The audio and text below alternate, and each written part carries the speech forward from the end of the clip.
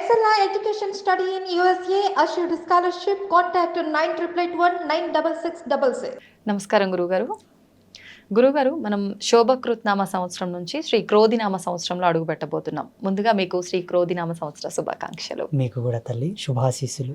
Thank you me channel వాళ్ళు మీరందరూ కూడా సుఖ సంతోషాలతో ఉండాలని నేను కూడా కోరుకుంటున్నాను. థ్యాంక్ యూ గురుగారు. నా తరపు నుంచి మా ప్రేక్షకుల తరపు నుంచి మీకు ధన్యవాదాలు. గురుగారు, అయితే ఈ క్రోధినామ సంవత్సరం అనగానే పేరు వినటానికే కొంచెం క్రోధి అని అంటే కోపము, ఆ రకంగా కొంచెం భయపెడుతుంది. అయితే ఏ రకంగా ఉండబోతుంది గురుగారు ఈ క్రోధినామ సంవత్సరంలో? మీరు ఈ క్వశ్చన్ నన్ను అడగడం కరెక్ట్ కాదేమో అనుకుంటాను నేను. అవునా?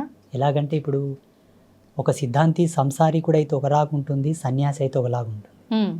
మేము సన్యాస ధర్మంలో ఉన్నాం కాబట్టి అమంగళం ఎప్పుడు పలకవలదు. ఓకే, మా నియమం అది. ఒకవేళ అక్కడ అమంగళం జరిగేది ఉన్నా మంచిగా అవుతుంది అనాలే. మా వాక్కు బలం నుంచి అన్నది మంచిగా అవుతుంది. 100% డేంజర్ జరిగేది ఉన్నా 50% అన్న మంచి జరుగుతుంది. క్రోధినామ సంవత్సరం అంతయు శుభంగానే ఉన్నది, క్షేమంగానే ఉన్నది, సస్యశ్యామలంగానే ఉన్నది. వర్షాలు కూడా సకాలంలో పడతాయి, పంటలు బాగా పండుతాయి, అందరూ సుఖ సంతోషాలతో ఉంటారు. గ్రహాల స్థితిగతులు, గ్రహాల యొక్క మార్మికమైన మారడం చేయడం అనేది ఉంది. ఆ తర్వాత అందరికి వర్తించే విషయం కాదు, అందరికి అవసరం కూడా కాదు. పంచాంగ రచన, జ్యోతిష్య రచన, శాస్త్ర సిద్ధాంత రచన కేవలము మనిషి యొక్క కళ్యాణకారకమై రచించబడ్డాయి. వాటిని చూపించి మనసులను భయపెట్టే కోణం కాదు, వారించాలి. ఈ సమయంలో ఇలా గ్రహగతులు ఇలా మారబోతున్నాయి, రాసుల యొక్క సముదాయం ఇలా చేంజ్ అవ్వబోతుంది కాబట్టి దానికి ఎనర్జీ బూస్ట్ చేసే పూజలు చేయండి. వాటికి ఆపోజిట్ డైరెక్షన్లో కాకుండా రైట్ డైరెక్షన్లో ఎనర్జీ రిసీవింగ్ అయ్యేటటువంటి పూజలు చేయండి, యజ్ఞములు చేయండి, హోమ ధూమముల చేత ప్రకృతిని రంజింపజేయండి, గ్రహాల యొక్క స్థితిగతులు శాంతి పడేటట్టుగా చేయండి. అలా, అంతేగాని ఈ రాశి వాళ్ళకి ఇది జరుగుతుంది, ఆ రాశి వాళ్ళకి ఇది జరుగుతుంది అని చెప్పగలిగే వాళ్లకు నేను ఒకటే చెప్తున్నాను. నిగ్రహానుగ్రహ సంపన్నులకే గ్రహాల మీద పట్టుంటది. నిగ్రహం, అనుగ్రహం. నిగ్రహం అంటే ఇంద్రియ నిగ్రహం కలిగిన వాళ్లకు, అనుగ్రహ సిద్ధి చేరిన వాళ్లకు మాత్రమే గ్రహాల మీద పట్టుంటది. వాటిని ఆపను వచ్చు, మార్చను వచ్చు. చెప్పే సిద్ధాంతులంతా నిగ్రహానుగ్రహ సంపన్నులైతే వాడు చెప్పింది మీరు నమ్మండి, తప్పు లేదు. రాసుల గురించి అంటారా, సమస్త జీవరాశుల యొక్క చైతన్య పట్టికను వాడు విశ్లేషించిన వాడై ఉండి తన రాశి సముదాయ ధర్మాన్ని తాను విశ్లేషించుకొని త్యాగం చేసిన వాడికి రాసుల మీద పట్టుంటది. జ్యోతిషం అంటారా, ఆత్మజ్యోతిని దర్శించిన వాడికే జ్యోతిషం మీద పట్టుంటది. పుస్తక పటిమ అందరు చెప్పొచ్చు తల్లి, వీళ్ళేం కొత్తగా పంచాంగ రచన చేయలే. ప్రపంచంలో ఉండేటటువంటి ఆస్ట్రోఫిజిక్స్ అంతా కూడా, పంచాంగాన్ని అంతా కూడా డిస్ట్రాయిడ్ చేద్దాం, రూపుమాపుతాం మొత్తం. ఎక్కడ కూడా కించిత్ అయిన ఆనవాళ్ళు లేకుండా మొత్తం బంద్ చేద్దాం. కొత్తగా పంచాంగ రచన చేయమని చెప్పు వీళ్ళని, చేయలేరంటారు. ఎలా చేస్తారు?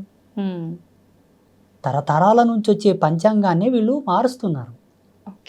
ఏ పూట కాపూట క్యాలెండర్ మారినట్లనే సమయానుసారంగా, గ్రహస్థితుల అనుసారంగా మన సిద్ధాంతులు వాటిని మార్చి కొత్తగా ప్రింట్ చేయించి ప్రచురిస్తున్నారు, చెబుతున్నారు. ఒక ఆధారం ఉంది, ఒక ప్రమాణం ఉంది, కానీ స్వీయ విశ్లేషణ లేదు. పాతకాలంలో ఎట్లుండేనంటే 12 సంవత్సరాలు తపస్సు చేపిస్తుండ్రి, తర్వాతకు పంచాంగం చేతికిస్తుండ్రి, ఇది నువ్వు విశ్లేషించు చెప్పు 10 మందికి అని. ఇప్పుడు ఎవరమ్మా, ఏమి మడి ఉండదు, ఆచారం ఉండదు, సాంప్రదాయకమైన తిలకధారణ ఉండదు, అనుష్ఠానం ఉండదు, ఉపాసన పద్ధతి ఉండదు. డాక్టర్స్కి వాళ్ళకి తేడా లేదు. ఇప్పుడు ఒక లెక్చరర్ ఎలాగో ఒక పుస్తకాన్ని పటాపటా చదివి దాన్ని వివరిస్తాడు స్టూడెంట్స్కి, వచ్చే భక్తులకు వీళ్ళు ఆ పుస్తకాన్ని వివరించి చెప్తున్నారు తప్పిస్తే పట్టు లేదు, రూఢి లేదు, దారుఢ్యం లేదు. రూఢి ఏంటో చెప్పనా, ఆనాడు బ్రహ్మంగారు చెప్పిన కాలజ్ఞానం ఇప్పటి జరుగుతుందా లేదా? జరుగుతుంది. తపస్సు, సత్య సంకల్ప శక్తి యొక్క మహిమ, అది పంచాంగం, అది సిద్ధాంతం. పబ్బులలో వాళ్ళే ఉంటారు తల్లి, పబ్బులలో ఉంటారు, ఇంకెక్కడో ఉంటారు, మళ్ళీ పంచాంగం ముందర పెట్టుకొని జ్యోతిష్యం చెప్తారు. ఇలాంటి వాళ్ళని నమ్మి మీరు భయభ్రాంతులకు గురి కావాల్సిన అవసరం లేదు. ఉమ్, ఈ సంవత్సరం సస్యశ్యామలంగానే ఉన్నది.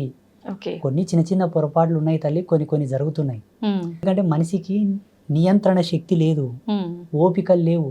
మేము చెప్పేది ఇంతే ఉన్నా వాళ్ళు ఇంకొంతలా ఊహించుకుంటారు. అవును.